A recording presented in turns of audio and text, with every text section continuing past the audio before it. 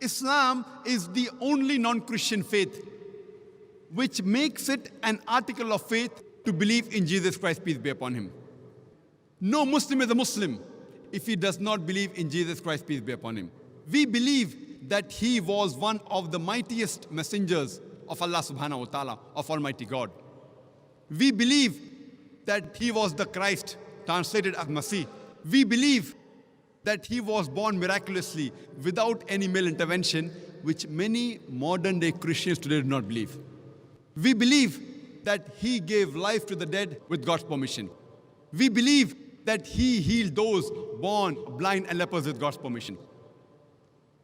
By name, there are 25 messengers given in the glorious Quran.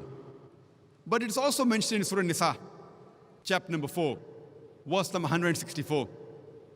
And Surah Ghafir, chapter number 40, verse number 78, that we narrate to you the stories of some of the messengers, of the others we don't.